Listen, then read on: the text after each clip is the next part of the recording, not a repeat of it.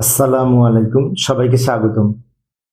প্রিয় শিক্ষার্থী বন্ধুরা, আজকে আমি যে হিসাব বিজ্ঞান বিষয়ের হিসাব বিজ্ঞান প্রথম পত্র সম্পর্কিত ষষ্ঠ অধ্যায় প্রাপ্য হিসাবের হিসাব রক্ষণ সম্পর্কিত অন্যায় পাওনা এবং প্রাপ্য হিসাব সম্পর্কিত রাজশাহী বোর্ড 2017 সালে যে সৃজনশীল প্রশ্নটি এসেছিল ওই প্রশ্নটি সঠিক সমাধানের চেষ্টা করব। তো সমাধানের জন্য তোমাদের সাথে আছি আমি মোহাম্মদ সিরাজুল ইসলাম, বরিশাল সরকারি model school and college Barishal. চলো শুরু করা যাক। প্রথমে প্রশ্নটা দেখে নিই, প্রশ্নে কি বলা আছে। যে প্রশ্নটা উপস্থাপন করলাম রাজশাহী বোর্ড 2017 সালের প্রশ্ন। এইখানে কিছু তথ্য দেওয়া আছে, তথ্যের আলোকে ক নম্বরে বলেছে অলিখিত অনাদায়ী পাওনার পরিমাণ নির্ণয় করো। তো অলিখিত অনাদায়ী পাওনার পরিমাণ নির্ণয়ের জন্য ক নম্বরের আমি এই যে ছক অঙ্কন করলাম, এইভাবে ক নম্বরের জন্য এইভাবে ছক অঙ্কন করলাম। কিভাবে নির্ণয় করব লক্ষ্য করি। উদ্দীপকটা আবার নিয়ে এসে উপরে রাখলাম। এখানে বলেছে এই যে হলুদ কালার দিয়ে রেখেছি, মোট অনাদায়ী পাওনা 8,000। মোট অনাদায়ী পাওনা 8,000, এটা লিখলাম মোট অনাদায়ী পাওনা। তো মোট অনাদায়ী পাওনার মধ্যে তার আগে বলা আছে 30শে জুন তারিখে হিসাবভুক্ত অনাদায়ী পাওনা 3,000।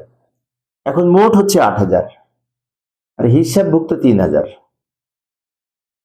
আবারও বলছি, হিসাবভুক্ত হয়েছে 3,000 কিন্তু মোট 8,000, তাহলে হিসাবভুক্ত হয়নি কতটুকু? 5,000, তাই না?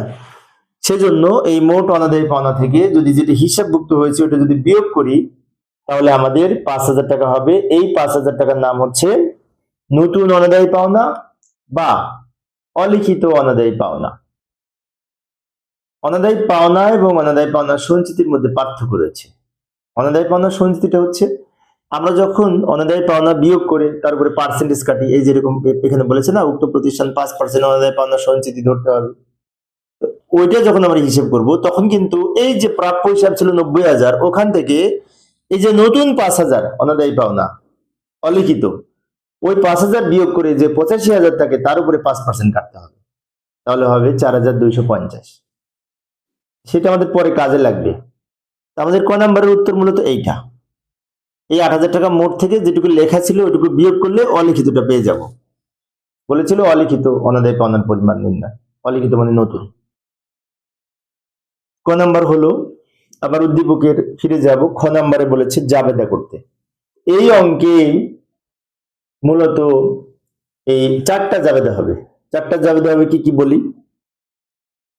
প্রথমে এই যে 3,000 টাকা লিখিত অনাদায়ী পাওনা, ওইটা নিয়ে একটা জাবেদা করব।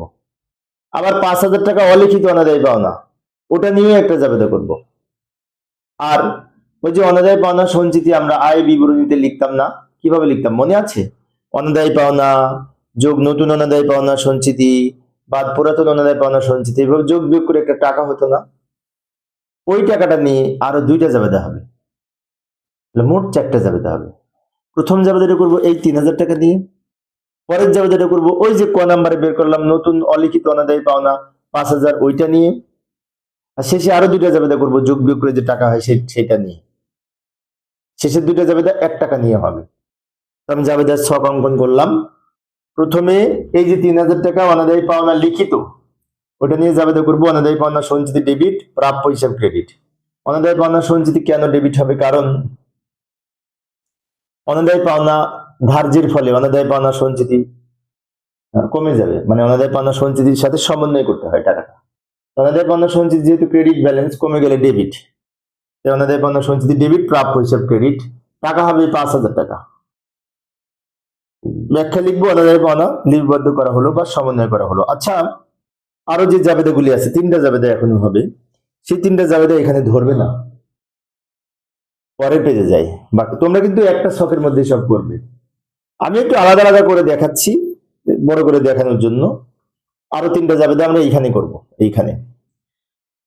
এখন এইখানে ওই যে 5,000 টাকা অনাদায়ী পাওনা নতুন 8,000 থেকে 3,000 বিয়োগ করে ক নাম্বারে পেয়েছি, ওইটা নিয়েও ওই কিছুক্ষণ আগে যে জাবেদা করলাম ওই সেম জাবেদা হবে।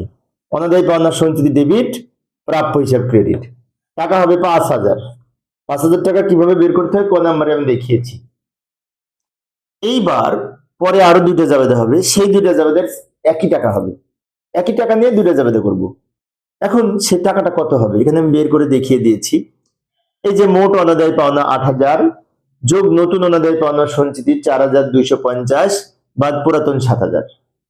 এখন অনেক শিক্ষার্থী মনে হতে পারে এই 4250 টাকা কিভাবে পেলাম।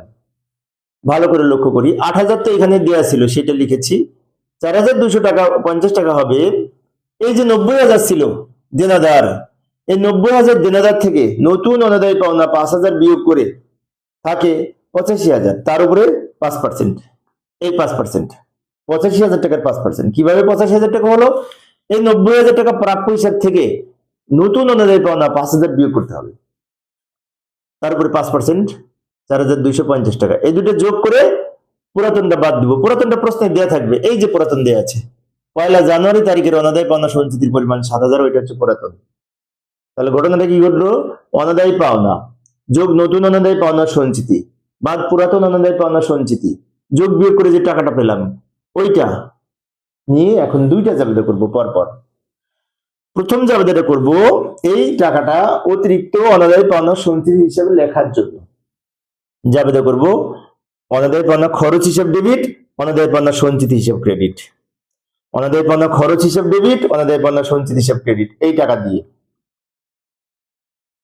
পরের জাবেদাটা করব এই যে অনাদায়ী পাওনা খরচ হিসাবে লেখা হলো, যাবতীয় খরচ এবং আয় সমূহ হিসাব কাল শেষে সমাপনী দাখিলার মাধ্যমে বন্ধ করতে হয়।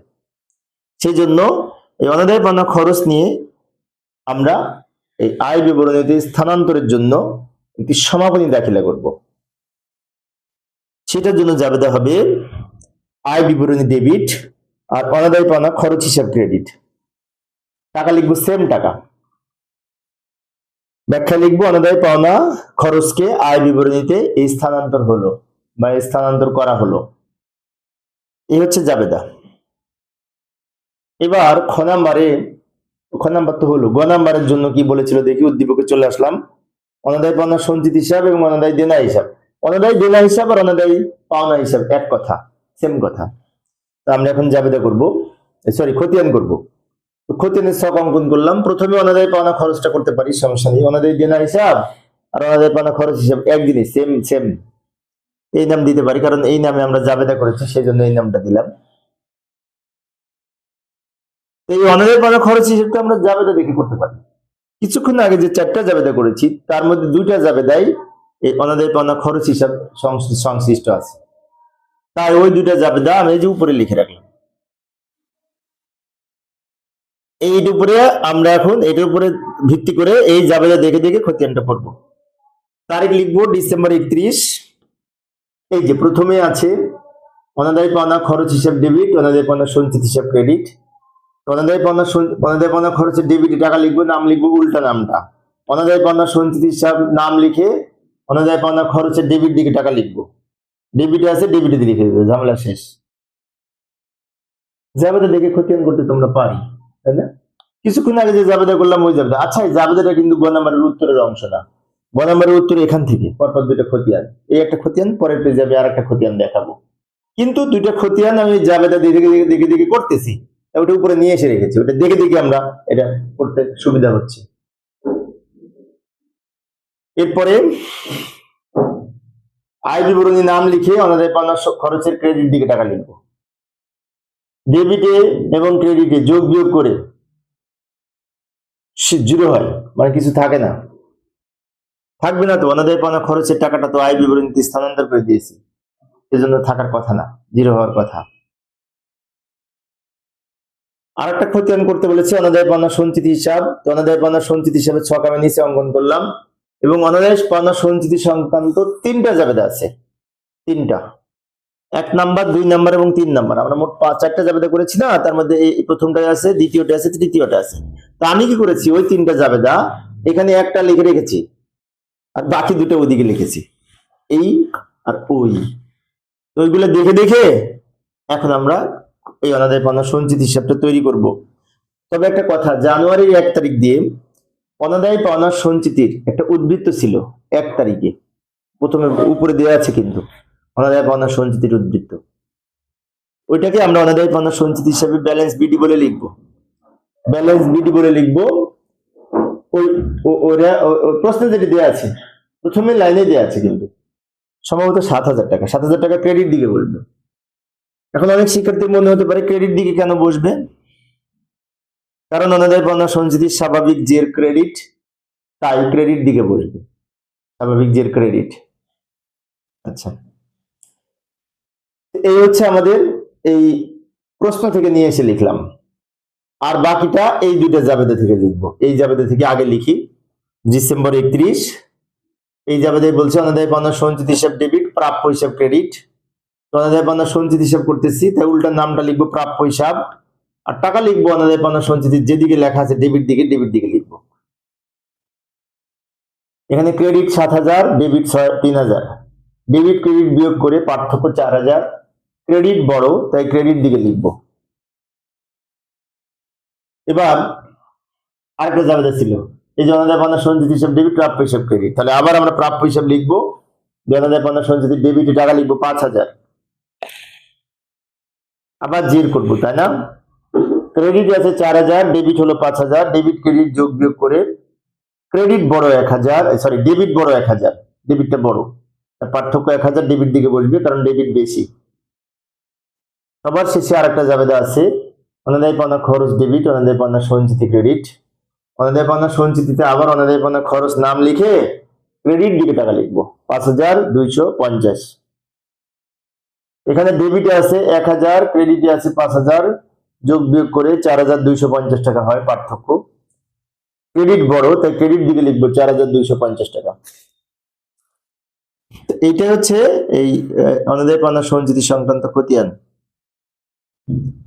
তো প্রিয় শিক্ষার্থী বন্ধুরা, এই ছিল আজকের আলোচনা। আমি শিক্ষার্থীদের অনুরোধে অল্প অল্প করে আলোচনা করি, যাতে শিক্ষার্থীরা বোরিং ফিল না করে। তোমাদের যদি অনুরোধ থাকে কোনো ক্লাস নেওয়ার সম্পর্কে বললে আমি ইনশাল্লাহ চেষ্টা করবো নেওয়ার জন্য। আমি একজন সরকারি কলেজের শিক্ষক, আজকে ছুটির দিন, শনিবার, তাই ছুটির দিনে অবসর সময় ক্লাস নিচ্ছি। পরিশেষে সবাই ভালো থাকবে এবং সুস্থ থাকবে এই কামনায় খোদা হাফেজ।